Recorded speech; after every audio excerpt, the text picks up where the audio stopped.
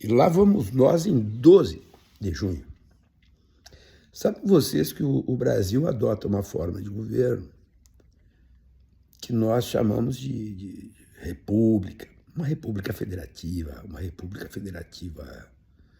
que adota um sistema de governo, que é o presidencialista. Forma e sistema são coisas diferentes. A república, como vem do próprio nome, res pública, né? A coisa pública dos romanos, é o espaço de todos que se organizam e decidem, de uma maneira ou de outra, constroem, a partir da história, um modo para o exercício da sua governança. Este modo nós chamamos de sistema. O nosso sistema é o presidencialista. Existem outros. Existe o parlamentarismo, existe o semipresidencialismo, ou presidencialismo mitigado. Mesmo assim, no parlamentarismo também existem outras formas, né? Outros modos, outros sistemas de organizar o governo, né? Das monarquias, que é outra forma de governo, né? As monarquias podem usar um sistema parlamentar. As monarquias antigas, históricas, eram absolutas. Por quê? Porque o poder estava concentrado especificamente nas mãos do rei. Eu estou convencido que no Brasil, considerando a sua evolução histórica, o seu processo de disputas políticas, o processo de captura que o Congresso Nacional fez sobre o Poder Executivo, que não há como nós avançarmos como nação, como país. Não há maneira de avançar se nós não transitarmos do presidencialismo que está aí para um sistema que seja parlamentarista. Na pior das hipóteses, eu penso que um sistema parecido com o francês, talvez, nos ajude, com o sistema português, que são sistemas de presidencialismo mitigado, ou seja, se escolhe um primeiro-ministro, o Congresso exerce uma composição, uma determinada composição que vai trazer para si as atividades de governo.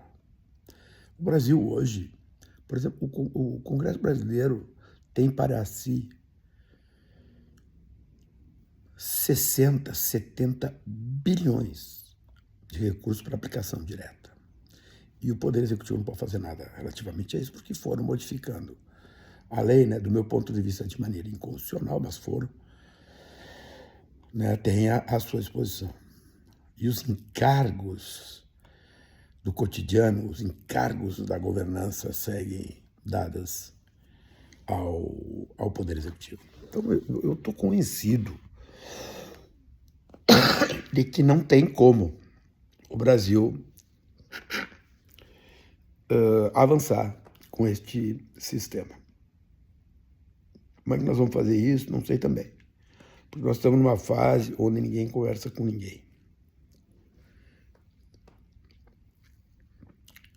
Certas lideranças se bastam no discurso que proferem e as consequências que os outros resolvam. Isso vale para municípios, isso vale para estados, isso vale para a União.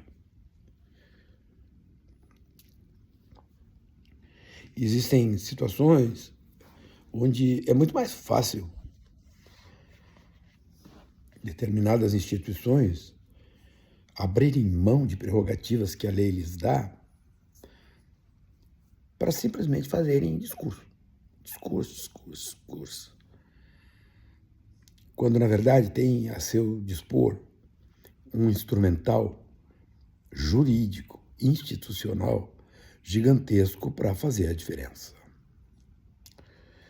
Vejam, por exemplo, os discursos feitos na semana passada, tanto por Lula quanto por Bolsonaro, sobre a necessidade de controle sobre o Senado da República nas próximas eleições. Ambos. E notem que aqui não estou falando de polarização entre ambos, estou falando de uma pretensão política declarada. Precisam do controle do Senado, porque o controle do Senado quer dizer o controle da máquina institucional brasileira. Veja o que está acontecendo com as agências regulatórias a nível nacional. As indicações simplesmente não são apreciadas pelo Senado. E como continuam nessas agências determinados reguladores que vêm do governo anterior, a penúria financeira começa a comer, que é a maneira como o executivo tem de jogar diante desse fato concreto, dessa disputa política que se dá sobre a máquina brasileira. Mais uma coisa, é no Senado da República que eventualmente se examinam os impeachments propostos contra os membros do Supremo Tribunal Federal, da Suprema Corte. De motivo em motivo, o que está em discussão hoje é o controle sobre a máquina.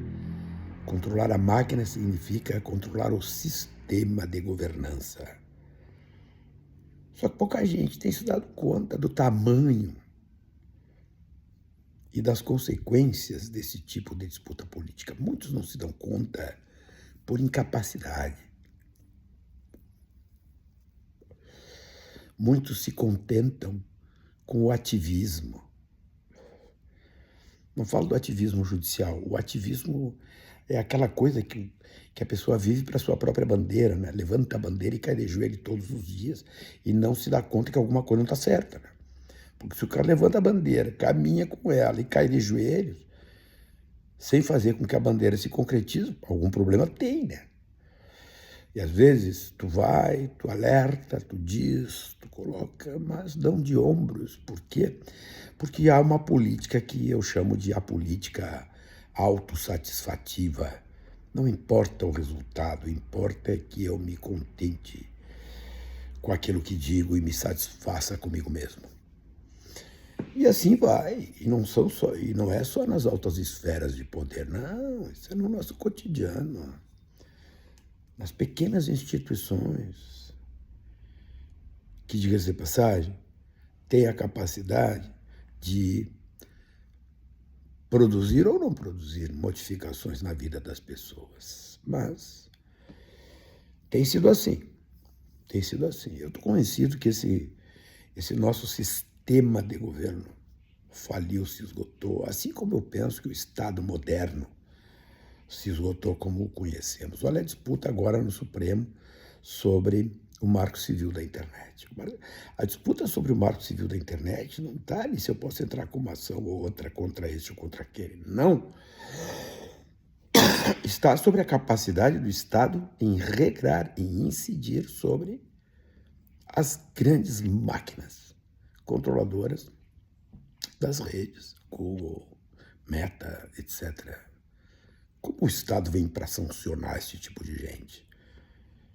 Que tipo de capacidade jurídica os Estados mantêm para controlar a atividade daqueles agentes econômicos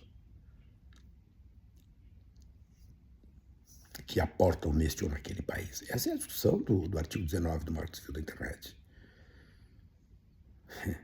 Essa é a discussão subjacente. É um novo Estado que, em regra, qual é a função do Poder Judiciário e a capacidade que ele tem de agir. Os temas de extraterritorialidade estão postos todos. Ou vocês pensam que o Trump militarizou o tema de Los Angeles porque ele não gosta daquilo lá? Não. A discussão que está lá é um novo modelo de Estado, um novo sistema de governo. Quem manda, como manda, que capacidade se tem de agir manejando o poder.